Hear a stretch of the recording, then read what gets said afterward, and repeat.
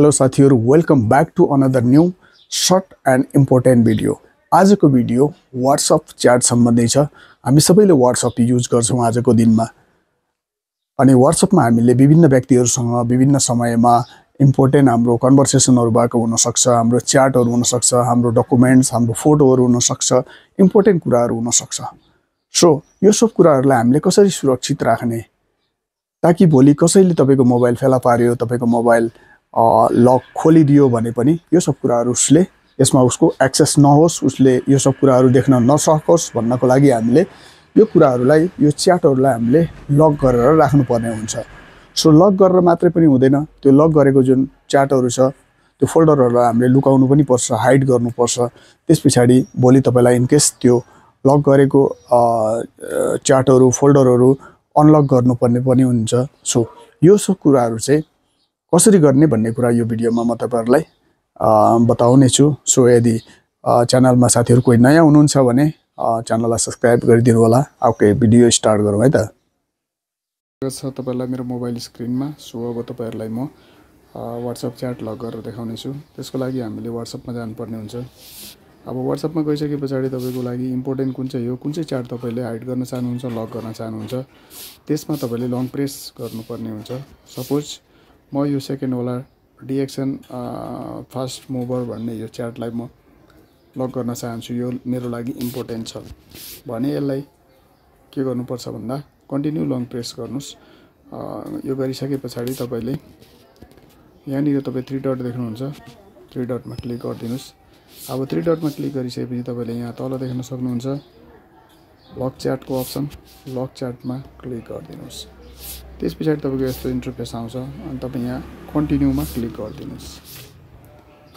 अब कन्टिन्यूमा क्लिक गरिसकेपछि तपाईलाई यहाँ एउटा कुनै सिक्रेट कोड, तपाईले कुनै संख्या अथवा तपाईलाई जे सजिलो लाग्छ त्यो चाहिँ एउटा कुनै सिक्रेट कोडहरु राख्नुपर्ने हुन्छ। सपोज म यहाँ यस्तो इमोजी राखिदिन्छु।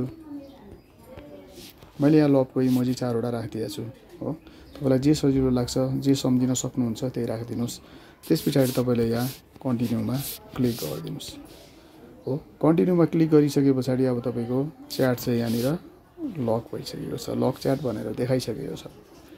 अब यो लक च्याट भनेर त देखायो, ठीक छ, तर अब यो छेउछाउमा हामीले कसैको छेउछाउमा हामीले व्हाट्सएप ओपन गर्यो भनेदेखि अब यसरी माथि नै देखाइदिन्छ कि तपाईले कुनै च्याट लक गरेका छन्, लक च्याट भनेर देखाउँछ। सो जसले देख्छ उसलाई अब लाग्न सक्छ कि यसले कुनै के चाहिँ त्यस्तो इम्पोर्टेन्ट यसले लक गरेको रहेछ भन्ने टाइपको साथीभाइहरुले भन्न सक्छन्।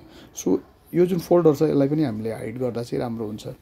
सो यसलाई कसरी हाइड गर्ने भन्दा तपाईले यसलाई यही जुन लक च्याट छ यसलाई क्लिक गरिदिनुस्। लक च्याटमा क्लिक गरिसकेपछि तपाईले अघि जुन मैले यहाँ इमोजी राखेको थिएँ 4 वटा हैन, यो मैले राखिसकेको छु। कन्टिन्यू गरिदिनुस्। अब कन्टिन्यू गरिसकेपछि तपाईको यो चाहिँ जुन अघि हामीले लक गरेको जुन च्याट छ त्यो चाहिँ ओपन भइसकेको छ। अब यसलाई हामीले के गर्नु पर्यो भन्दा हाइड गर्नु पर्यो। हाइड गर्नको लागि तपाईले फेरि पनि यहाँ 3 डटमा जानुपर्ने हुन्छ। 3 डटमा जानुस् अनि त्यसपछि यहाँ अप्सन आइसकेको छ च्याट लक सेटिङ भनेर।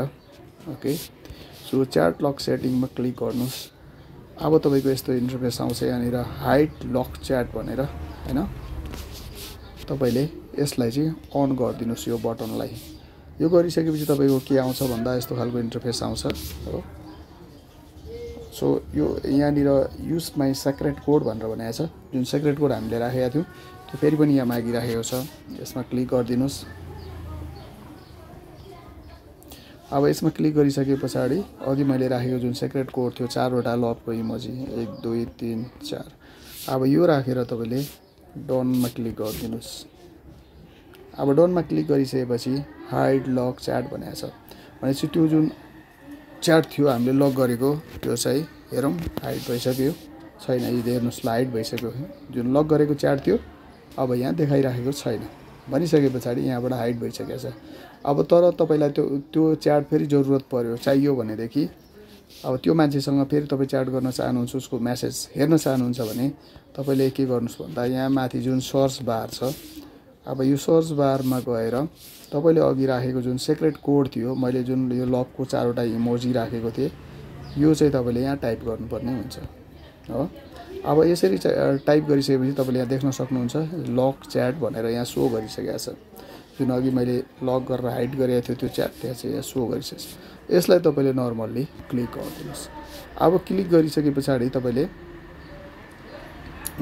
अब कुनै बेला तपाईँलाई लाग्न सक्छ अब यो म च्याटलाई चाहिँ अनलक गर्छु भन्ने तपाईँलाई लाग्यो भनेदेखि तपाईँलाई अनलक गर्न चाहिँ जरुरत पर्यो भनेदेखि अब तपाईँले यसलाई अनलक गर्नको लागि चाहिँ अब यसलाई तपाईँले फेरि तपाईँले कन्टिन्यू लङ क्लिक गर्नुपर्ने हुन्छ।